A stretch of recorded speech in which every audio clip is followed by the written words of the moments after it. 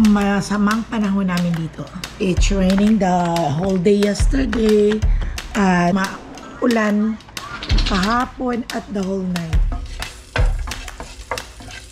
Gigisa ko lang naman ito, my friends and friendship, sa sibuyas, bawang, sardines. Inisimot ko muna yung mga magkita dito nga dubira. Tawang sibuyas.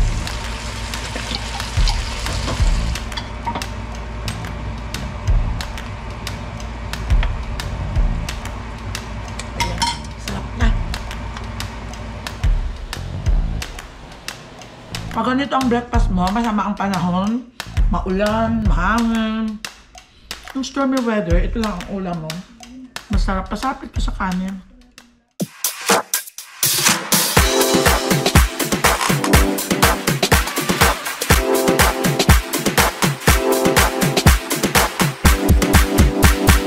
Subscribe na! Welcome back to my channel. It's Tuesday. At maulan at masamang panahon namin dito. It's raining the whole day yesterday at maulan kahapon at the whole night. Yan. So basang-basa ng aming mga at least malapit na itong mga tanim kong to.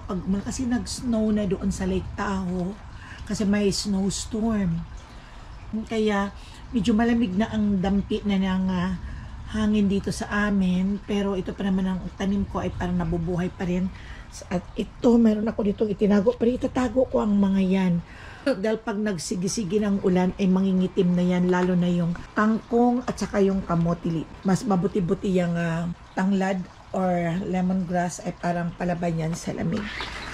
Pero ipapasok ko pa rin. Ay, hindi ako magdidilig ngayon ng tanim at nakapag-ready na din ako ng breakfast. Hindi pa ako nakapag-coffee at mamaya naman ulit. Si Papa Jose, pupuntahan ko pa doon. Natapos na ang kanyang dialysis. At dialysis. Ano ko pala? Aalisin ko na. At punta naman tayo dito. Ito yung costume ni Zoe. It looks like payaso. Ayan, at ayan ang mga drawing niya, ang mga painting niya. Yan ang mga pinagagawa niya pag dito siya sa bahay. Yan kung ano-ano ang sumasagi sa isipan niya at pinipaint niya. Talagang okay naman siya dahil ito ang gusto ko. Ito ang ganda. Kasama murang isip. At ito rin, maganda din ito. Ayan. Galing niya. Ito kung ano ang mga imagination niya yan. Ayan, yung mga gamit niya, hindi ko nililigpit. Dahil nandito yun. At nakakalat at may ginagawa pa siya doon. Puntahan ko pa na my friends and friendship si Papa Dudes.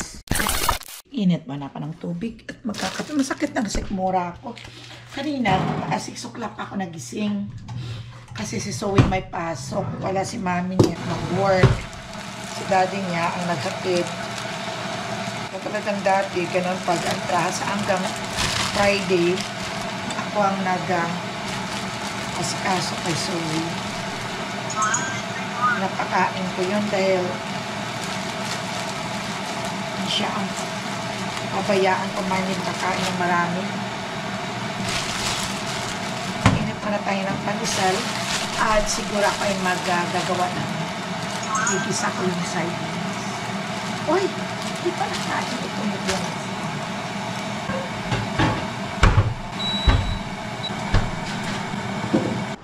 matitim na naman ang kalangitan.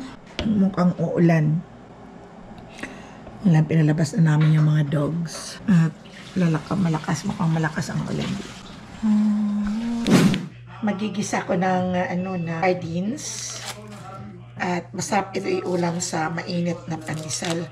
Sa malamig na panahon at bagyuhin dito sa amin. Kaya lalagyan ko ng madaming sibuyas. Tapos haluan ko din ng bawang. Damihan ko din ng bawang para mawawala ang langsa. Kahit kasi mga sardinas dito ay iba ang lasa. Compare doon sa atin dyan sa Pilipinas. Parang feel na feel mo talaga masarap ang sardinas. Dito, mukhang pagbukas mo pa lang eh, meron ng aftertaste. Lagyan ko itong sardines.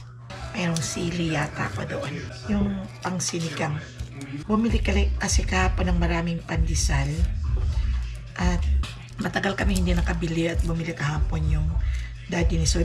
Favorite kasi nila tong pandesal. Kahit si Zoe, pagdating niyang sasabihin niya, iinitin ko lang daw.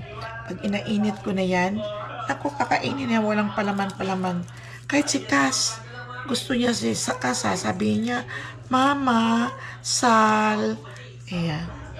Wala pa siya. Pupunta dito siya sa Thursday. Ayan. Kaya magluluto tayo ng ito. Kuha mo na ako ng daon ng sibuyas.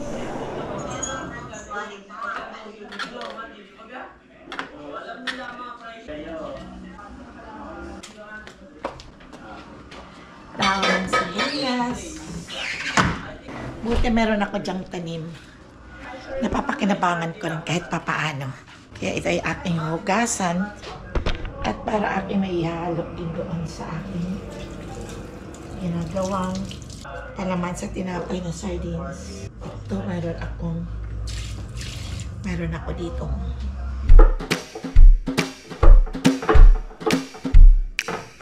Itong sardinas ay aking bubuksan. Ay masarap pag tatlo.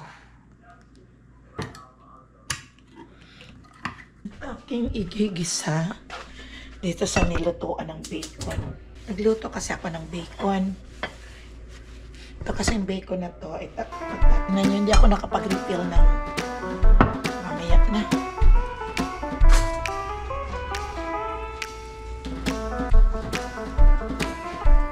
GR.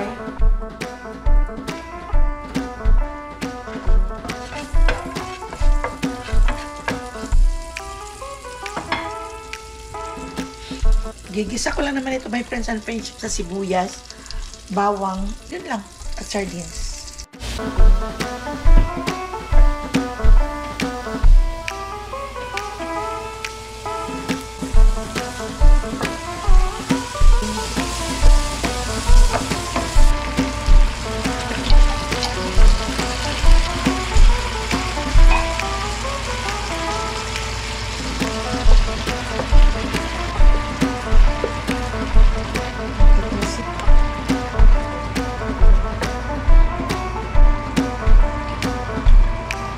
Lagyan ko na ng konting suka.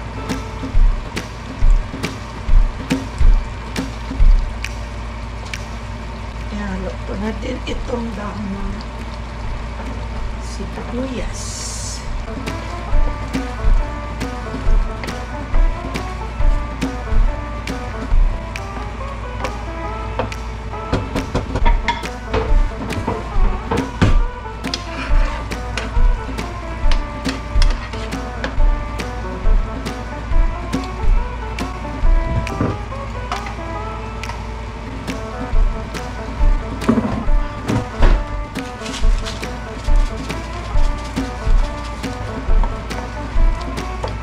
Papa Dudes, ang tagal-tagal lumabas. Kaya hindi na ako nakaantay, kumakain na lang ako mag-isa.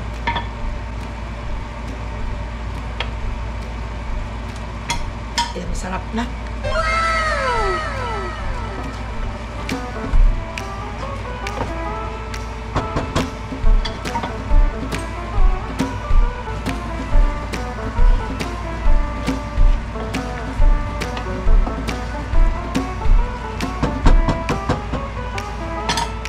Sardines sa malamig na umaga. Ito ang kapartner ng aking sardines ay ang pandesal na mainit. Ininit ko pa yung sabaw kagabi dahil palagay ko si Papa. Hindi siya nagiinom ng kape. Ininit ko para meron siyang higuping sabaw. Breakfast tayo.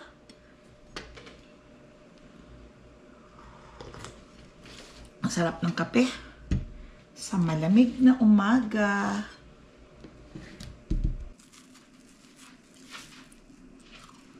Sardines. Isa lang akong kumakain, wala pa si Papa Dudes. Nag-enjoy ako sa luto kong sardines inuulam sa organisal. Masarap.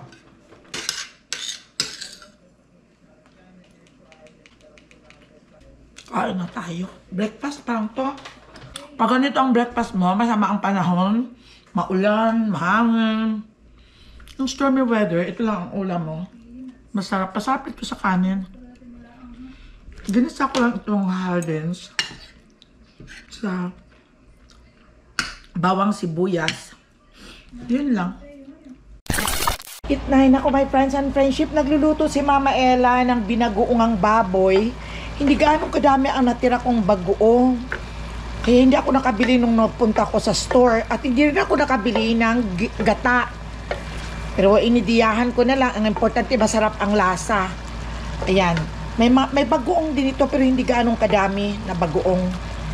So at least, nandyan na yan. Request kasi yan ni asawa eh.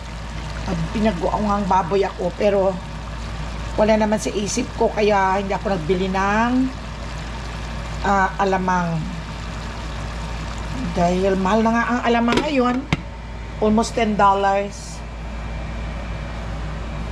Kaya sino ba naman bibili ka ng alamang na maalat na yun? Bibili ka parang tinutolerate mo ang sarili mong isali mo sa budget mo ang maalat. Defense mechanism lang si Mama Ella. Hindi talagang wala nga eh. Kaya ayun. Timplahan ko na lang para sumarap. Pulayan natin ng konti. Lagyan natin ng konting medyo may kaunting alat ba.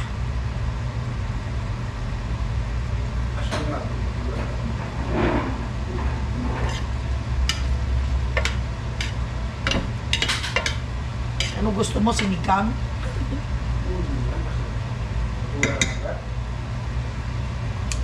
Sabi, papaasimin ko daw.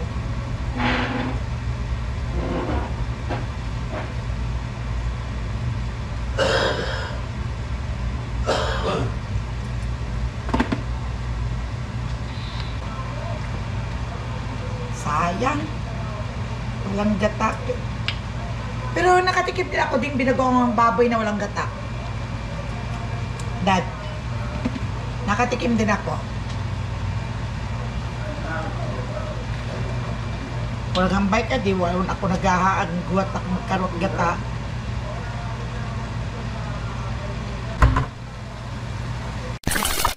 Dahil masyadong mahaba ng hair ni Papa Dudes, kailangan ng gupitan ko siya.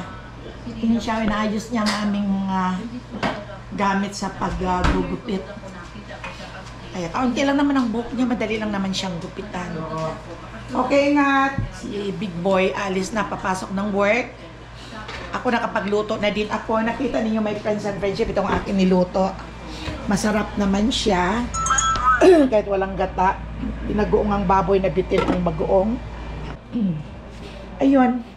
Kaya, antayin ko pa siya. At nililigpit niya yung mga gamit niya. GR kasi, pag siya ang gumamit niyan eh, kung saan niya nilalagay, hindi sa tamang lugar niya nilalagay pag ginagamit niyang nagugupit. Ha? Kain tayo, my friends and friendship. Ito ulam ko, oh. Ito yung atsara. At ito yung binaguan ko. Ayan.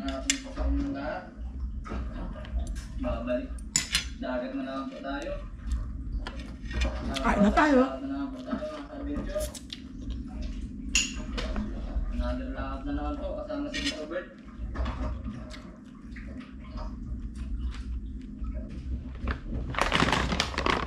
Ugali ko, my friends and friendship, pag tapos kumain, nakukukot ako nitong mga nabili ko sa Costco. Dami pa. Gusto mo de? Yung nuts. Sari-sari.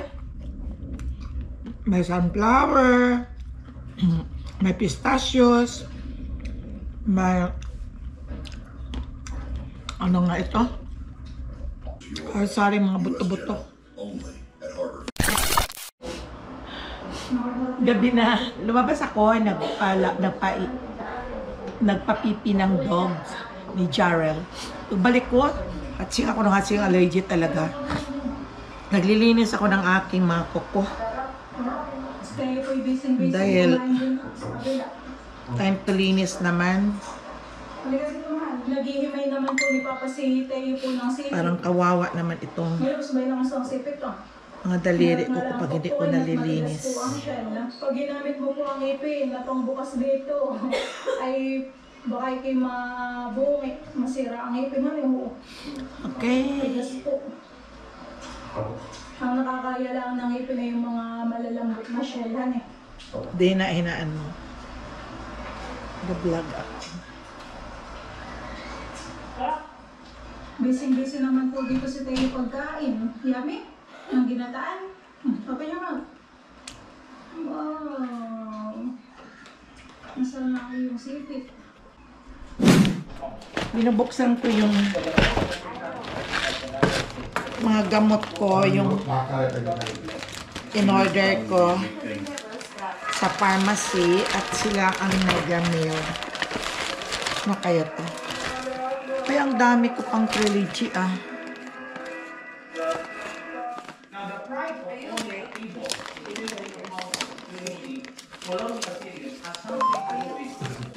Dami kong trilogy, bakit pinapadalan ako nila? O at amlodipine. Yep, I don't know this one. What is this? Ano ba mo? Automatic refill. Uy, dami kong ganito, oh. Lucia. Hindi ko naman ginagamit. Nas Pilipinas. Si Judelia.